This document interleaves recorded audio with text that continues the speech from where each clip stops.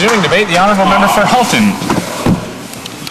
Well, thank you very much, Speaker. It's a pleasure to participate in this debate today, and I'd like to mention I'll be splitting my time with the Honourable Member for Churchill.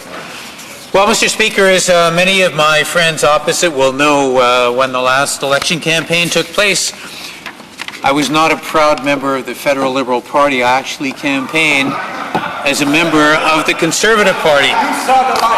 And when I campaigned in my riding, Mr. Speaker, I spent a considerable amount of time going around knocking on doors.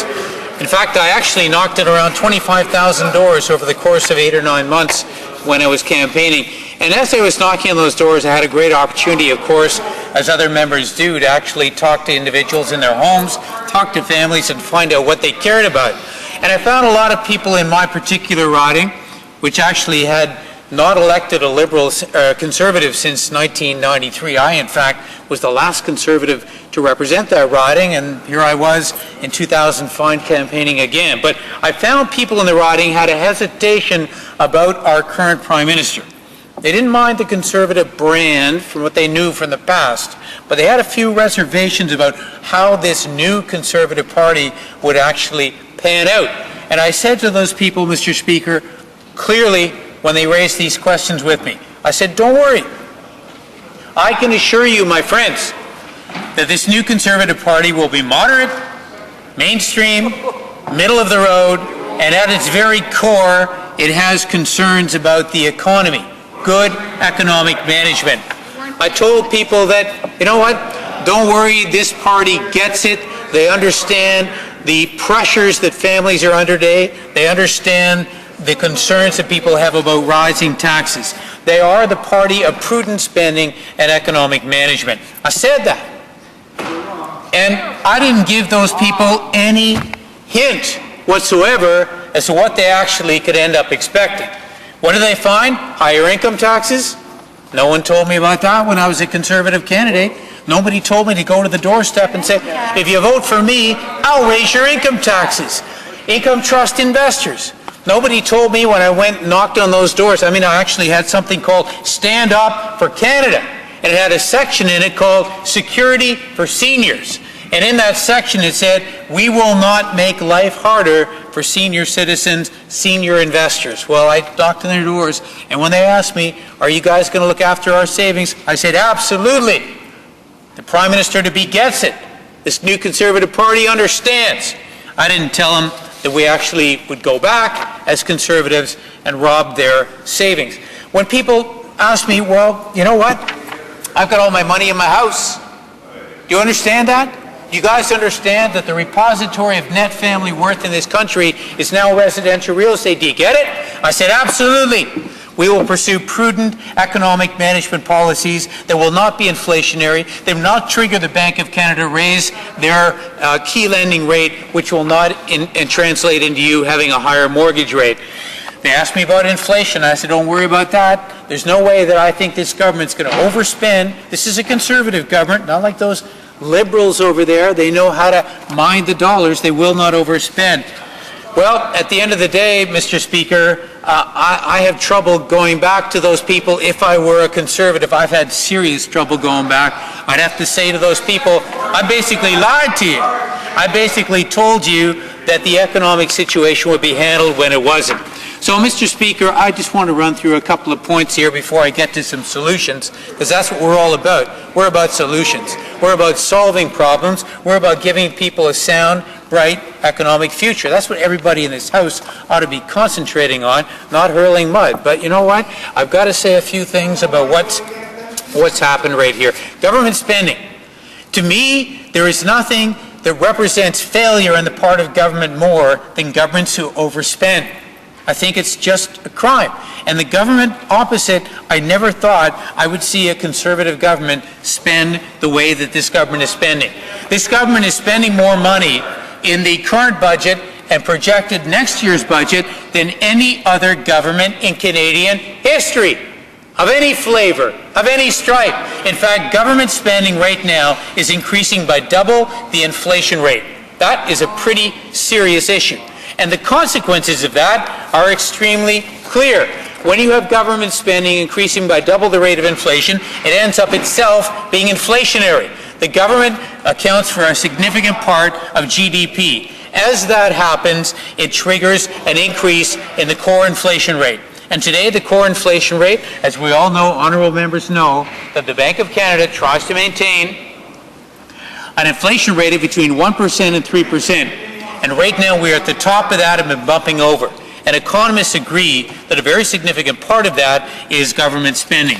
Therefore, as the Bank of Canada increases its inflationary range and it exceeds it, then it has to have interest rate increases. That has now had the impact of hitting families, because it's also inflated our currency, and our Canadian dollar rising of parity is certainly influenced by the inflationary tendencies we've seen from government spending and the Bank of Canada. So now we have more pressure on families because mortgage rates are rising.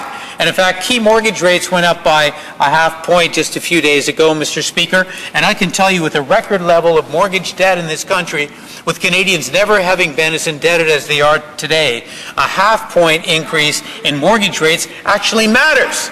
It matters to people in my riding. In the 905 area, where houses are expensive, a half point is a big deal. And it need not have happened because it was fueled by this government. That's one pressure on families in my riding, those same doors that I knocked on. Secondary pressure, taxes. I'd never told my people when I was knocking on doors that their income taxes were going to rise, because I didn't believe it. I couldn't believe it. Couldn't believe that the basic income tax rate in this country, which was dropped to 15% in November of 2005, in the last Liberal budget, I never imagined that a Conservative Prime Minister and a Conservative government would actually raise that. But they did. And people say to me, well, you know what, my Conservative friends, I got a few left. Not many, a few. But they say to me, you know what, it's only half point, Garth, what do you get upset about? A half point increase in the bottom income tax rate translates into $2.8 billion. That's $2.8 billion that we're taking right out of the hides of Canadian taxpayers and sending to Ottawa. And I don't think that's what any of them actually bargained for or voted for. Then, of course, there are those seniors. The seniors, many of them, 2.2 million, who owned income trusts.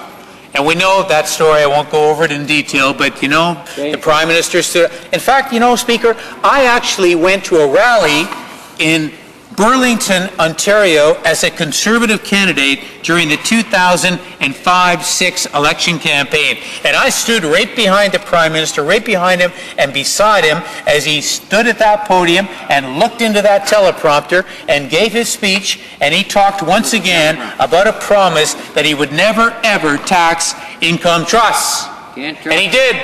Can't trust him. The total, some $20 billion in the value of retirement savings. The capitalization of income trusts was basically vaporized because the income trust industry has been certainly decimated by that commitment to tax it. Shame. Also, and perhaps more significantly, $26 billion where the Canadian companies have been sold, many of them to foreign interests, because they've now been worth pennies on the dollar because of the income trust decision. Worse still, the Government of Canada said it was going to raid seniors' investments and take their income trusts because it was afraid of tax leakage. That because we have income trusts, a robust income trust industry in Canada, that the Government of Canada would see fewer dollars coming in terms of revenue. What has happened a year later? We know the facts. $900 million tax loss now to the Government of Canada because of these companies that have disappeared. I guess I could go on, Speaker, but I've got the 1 minute signal. So let me just say this. It's not all about problems, it's about solutions. We're also about solutions. And obviously, with an electoral campaign being forced upon us by the Conservatives, which will be here shortly, our platform will be revealed. But you know what we believe in? We don't believe that the GST necessarily is the best way to deliver the next tax cut. We think it's best through income tax. broad-based income tax cuts, which will put more dollars in the jeans of families. Secondly, we want less government spending. With less government spending, we'll have a drop in interest rates, and that definitely is going to help families. Thirdly, we want an industrial strategy that addresses seriously foreign takeovers and also helps the automobile sector. And included in that, a corporate tax cut. Fourthly, broad-based family tax reform and reductions, and there are a number of things we'll be proposing there. And also, Mr. Speaker, we have a demographic time bomb in this country with a lot of people who today truly are going to need the kind of help this party is.